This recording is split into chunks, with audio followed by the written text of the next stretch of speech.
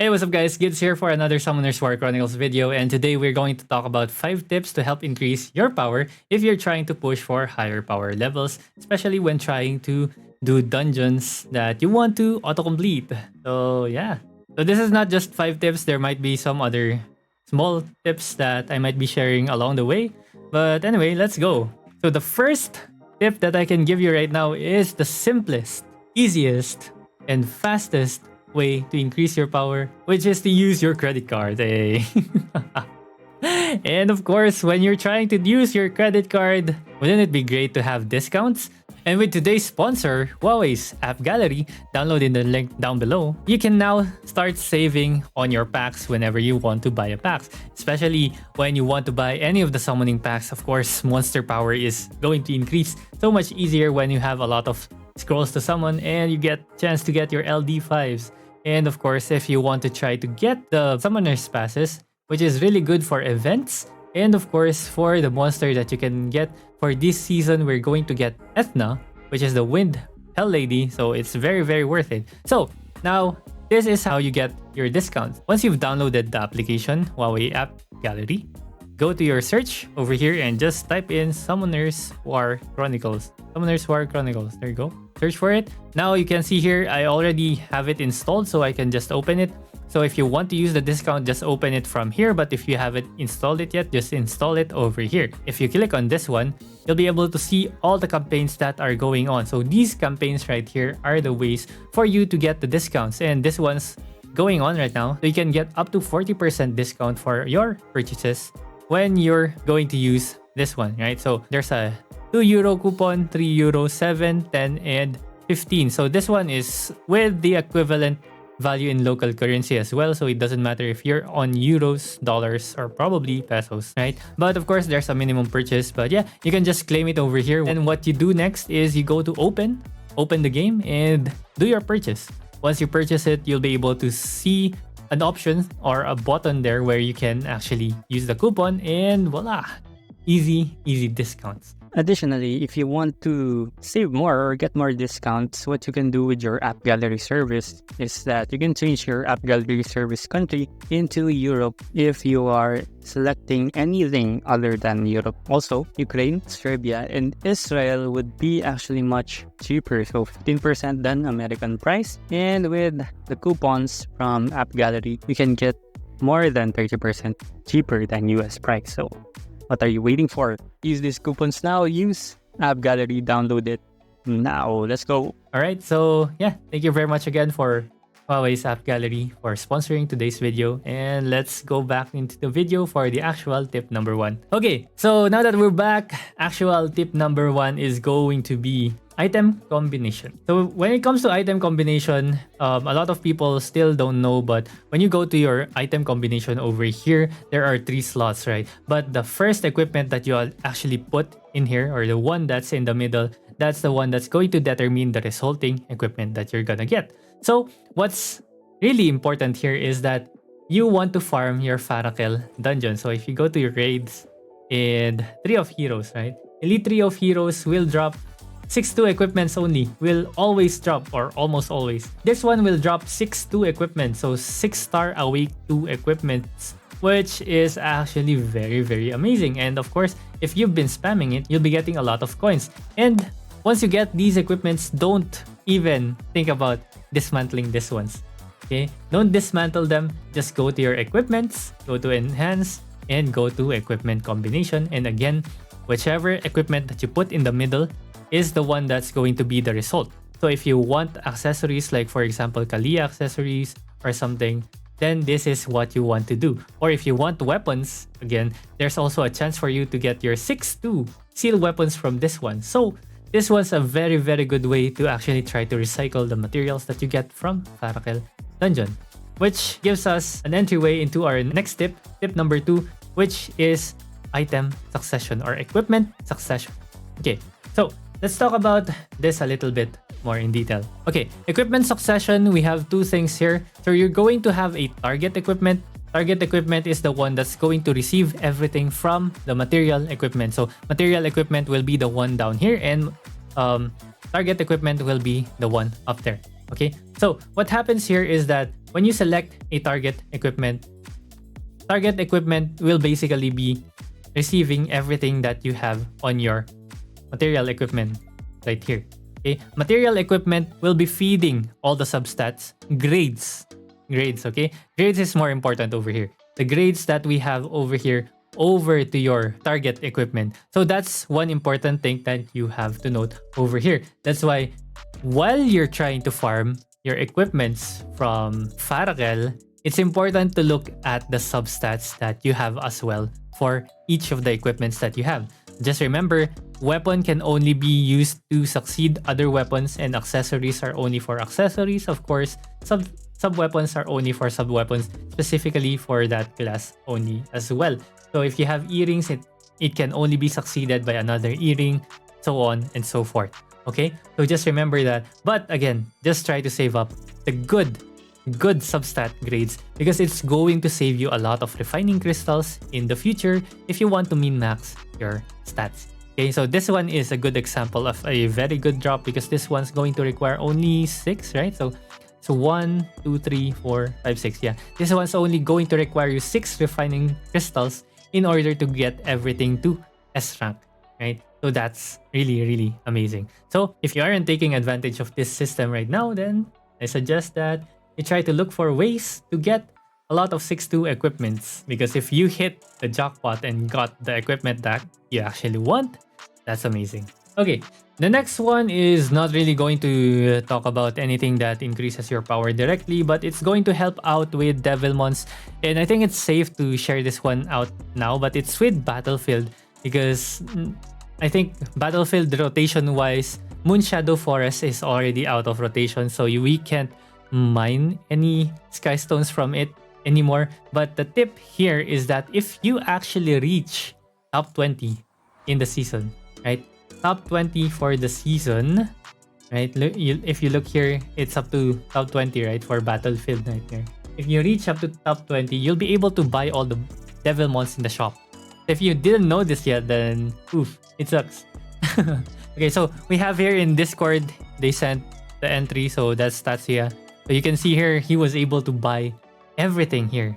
He's not even warrior, I think. Not even warrior, but you are able to buy even the hero monthly purchase, right? Even the hero monthly purchase, as long as you hit at least ranked 20 in Battlefield. So a very useful information. Well, you can see his rank here, but he was previously rank 20 or below in Battlefield. So that's a pretty good tip if you're able to actually do it or grind it, because you'll be able to get a lot of Devilmons here. And as you know, Devilmons increase your monster's power by a lot. So you don't have to grind for kills if you do that. But unfortunately, free-to-play players will not be able to really maximize this one, because it's kind of hard to do the PvP battlefields that we have right now. So Skywater, Fall Island, and the new one, that's kind of PvE. But yeah, it's kind of hard. But when it was the mining, battlefield, it's so much simpler. I actually tried on mine. So if I go to my battlefield, it was the previous season. I was actually top 100, top 79, I think, because I did not push for top 20. But yeah, that's unfortunate. But you know, at least now you know. Okay, next up, let's talk about master profession, right? Master profession. So how is this going to help out increase your power? Well, the answer is the gems, books, and stones, right? The legendary or the ultimate grade gems, stones, and books.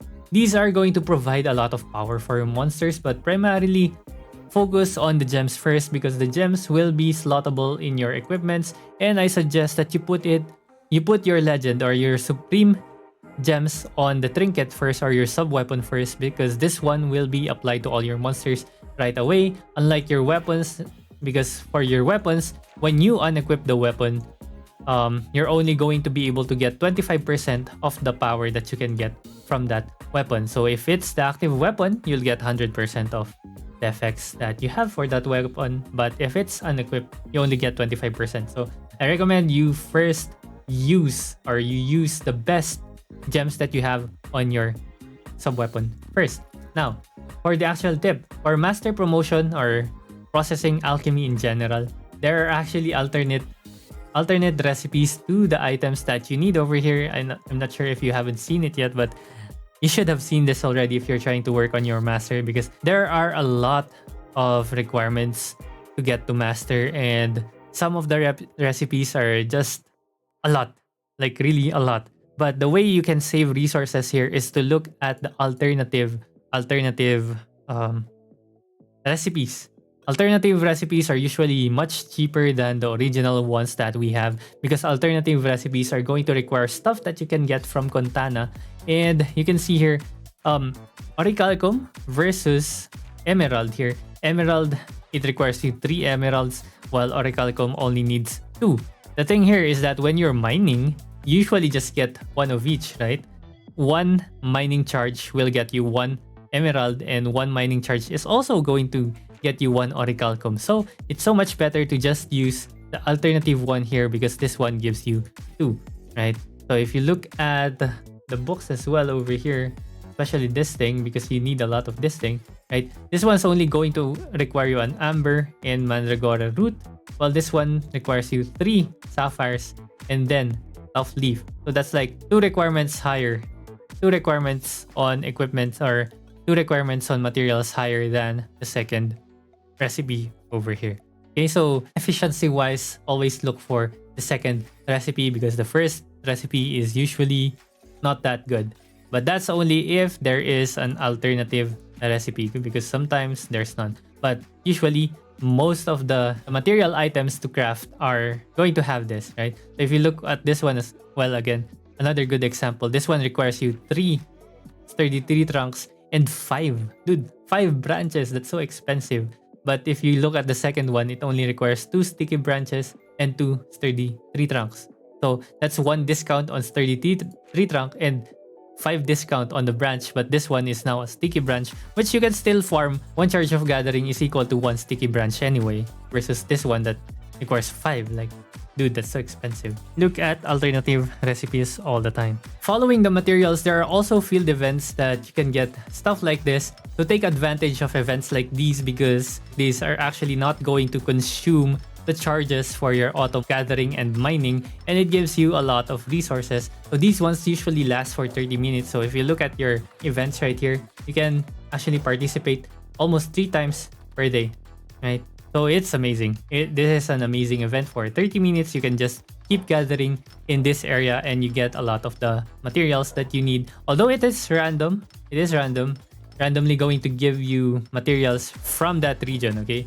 Alright, so you can just abuse this one, because it's not gonna use up any of your auto gathering or mining charges, which is gonna help out later on for your master profession. We're not done yet with the master profession, because for master profession, you're actually going to need a lot of fish. So if you need a lot of fish or if there are any fishes that you need for cooking, you can actually get them here. And one of them is usually the crabs and swallowtail dart, I think. You also need a little bit of blowfish for the special spices on cooking, right? So if you're going to try to cook it on your own, or cook the items in or the requirements for master on your own, then you definitely want to get that. And then one more thing that you have to know is, if you fish on this spot right here, the hardest thing to complete in the cooking profession for mastery is the one that requires you calm mackerels. But the thing is, you can actually farm calm mackerel in this area. So if you look at the description for calm mackerel, this thing, it is something that can be caught in Rukurangma. And the thing is, the stuff that you actually fish in this area are mostly fishes that you can get from Rukurangma. So it actually includes the calm mackerel, although it's not as frequent that you get it. I tried mine one time for overnight fishing, and I kind of gotten around 30 to 40 calm mackerels in one night. And of course, again, another way to get the calm mackerel is to participate in field events, the ones that require you to do fishing. Basically, if you participate in any of the fishing events, you'll be able to get calm mackerel. So if you look at this one, I already got one, right?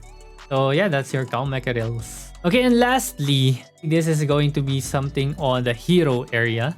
Hero area boss, right? Baphomet. After you have crafted your altered leather set, you might think to yourself, oh, there's no need for me to do Baphomet anymore. Wrong. there's always a reason for you to be doing Baphomet. Because if you look at the creature book, I'm not sure if you guys have forgotten about this already, but Baphomet down here actually gives you Devilmons, and again, Devilmons are a good resource for power. Alright? Good resource for power for monsters, and you get to build a variety of monsters if you get to acquire a lot of Devilmons. Right? And after that one, of course, try to do all the subquests or the quests to get the tough leather as well, because tough leathers will allow you to craft some costumes over here that just requires tough leather. For example, this one that increases Kina's attack by 47, or this one that increases assassin type monsters attack by 36. So don't slack off like me. Don't slack on your hero area quests, because they are actually so much easier now and rewards are much better, essentially. Right? So don't slack off like me. Alright, so that's pretty much it for the tips and tricks that I have. So if you have tips and tricks of your own, let us know in the comments below, because I definitely don't have everything, or there are some things that I still miss out and don't know. So if you guys want to share that, let us know in the comment below. And we also have a Discord server in the description. So if you guys want to join, have a few discussions with everyone, you're free to join there. Alright, so that's it for this video. Leave a like if this one helps and subscribe if you haven't yet. Thank you very much for watching. See you again next time. Bye-bye.